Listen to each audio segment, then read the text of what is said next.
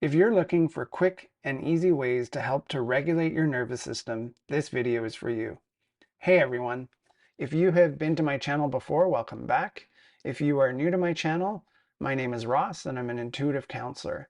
In today's video, I'm going to talk about tools for nervous system regulation. And in many recent videos, I've talked a lot about like sacred anger. I've talked about how to express your emotions in healthy ways. I've talked about taking responsibility for your emotional wake. And in those videos, I really didn't spend a lot of time sharing any tools about how to help regulate your nervous system. And so this video is going to focus in on that. And I guess the first thing I want to say is that these are tools that need to be practiced. And so I just want to highlight that when we go into a state of dysregulation, everything goes offline. In other words, if we flip our lid and our reasoning goes offline and we're unable to access those things that we would be able to access if we were in a connected, safe state. And so what needs to happen is we need to practice these tools on a regular basis so that we have access to them when we go towards dysregulation. And practice means we're doing it on a regular basis. We know the tool, and when we practice it, it means that it's available to us. And so when we notice that we're starting to go offline, we can pause for a moment and we can connect to a tool. And today I'll be sharing a variety of tools that can help you to regulate your nervous system quite quickly. And they are easy to access. A lot of them are really easy to remember.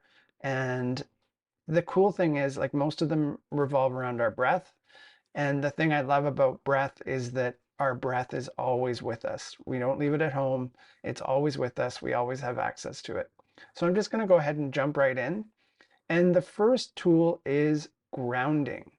Now, grounding can help us to come back into our body. The best way to ground is to really like bring awareness to our feet, perhaps pushing our feet into the floor, um, and perhaps getting outside. Take your shoes off, go for a walk on the grass. If you've ever been to the beach and buried your feet, that's a great way of grounding. So anything that connects you to the earth and bringing a level of mindfulness while you do that. So breathing into your feet as you're grounding to the earth. And it even works inside. If you want to take your shoes off in the house, that can be helpful. If you live in an apartment building, it might be a little bit harder, but you can just imagine that you're rooting within yourself by grounding and feeling your feet on the floor. So that's one way. Another one is to use your five senses. So grounding with your five senses is all about using your environment and slowing down and connecting to your breath at the same time and looking around your environment for five things you can see, four things you can feel, three things you can hear, two things you can smell, and one thing you can taste. So I'm just going to repeat those. Five things you can see, four things you can feel, three things you can hear, two things you can smell, and one thing you can taste. So what this does is it wakes up your senses. It brings you back into yourself. It brings you back into your body. It brings you out of that state of dysregulation and back to yourself. And you might need to repeat it a couple of times, but depending on how dysregulated you are. But it's a great way to come into the present moment. Even just, the idea of listening. It's like, what do I hear? What are the layers of what I hear? Like right now, I can hear the furnace in the background. I can hear the fridge in the background. I can hear, some noises that are underneath my voice.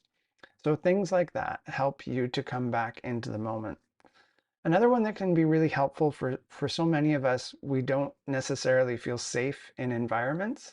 And so allowing your body to have the experience of knowing that your environment is safe. So you can do this by standing in the corner of the room or finding a spot where you have 360 access to viewing the room. And you're literally just going to mindfully and with your breath again, just turn, one way and scan the room to the back and then come back to center, turn the other way, scan the room to the back. And you're just telling your body that there's nothing in this space that is unsafe. I am safe in this space, and there's nothing that is threatening my safety here in this space. I mentioned breathing, and one of the greatest and easiest things you can do in terms of bringing your heart rate down and regulating is to lengthen your out breath. So if you're breathing in for 4 seconds, try breathing out for like 7 or 8 seconds. Lengthening our out breath is a great way to lower our heart rate, bring us back into the present moment, and bring us back to regulation. Another thing you can do to add on to that, you could do this at the same time, is place your hand on your heart. So doing the same thing, lengthening your out breath and placing your hand on your heart. Your body doesn't know the difference between it being someone else's hand or your hand. So even though your mind might make a story about, oh, it's not having the same effect, your body and your nervous system is feeling soothed by having your hand on your heart. So those two are actually my go-to, and I think of when I'm in a stressful situation, those things are really easy to remember and really easy to access. If you feel uncomfortable putting your hand on your heart, then you can just focus on the lengthening of the out breath. Another one is box breathing. And so this one is a little bit more subtle, and you could do it without anybody realizing that you're doing this. And it's 5 easy steps. The first step is to exhale. And then the second step is to breathe in for 4 seconds. The third step is to hold your breath for 4 seconds. The fourth step is to breathe out for 4 seconds. And then the last step is to hold again for 4 seconds. And then you can just repeat that as many times as you like. So, just imagining going around a box in that cycle. Another one is Vu chant. So Peter Levine, he wrote several books on the nervous system and on healing and looking at our emotional traumas. And he came up with this chant called the Vu chant. So if you've ever been to a yoga class, at the end of the class, they usually om.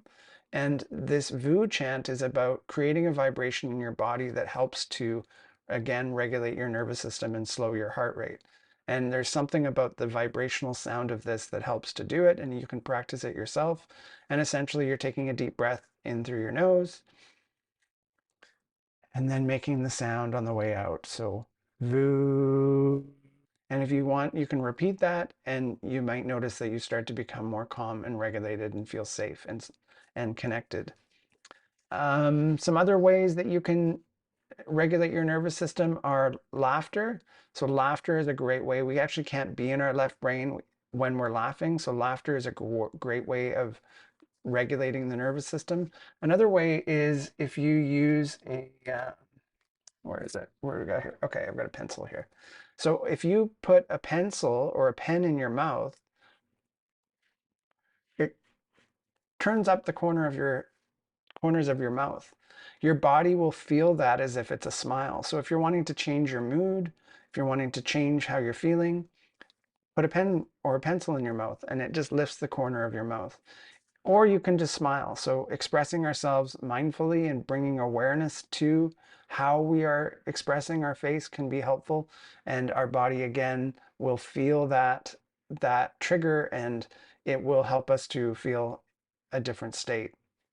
Exercise can be really helpful. Walking, running, going to the gym, again, moving and discharging some of that energy that might be present.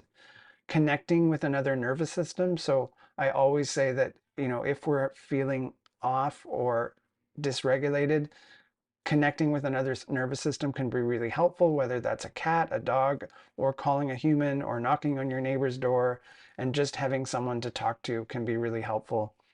And being in community. So when we try and solve some of these problems on our own, it can be challenging. But if we have access to community, that can be really helpful. Meditation. So meditation is a great way to connect and regulate our nervous system. Meditation as a practice is really, I think meditation can be quite misunderstood. It's not about becoming enlightened necessarily. It might be the end result if you practice it long enough. But meditation is about embracing those moments between our thoughts.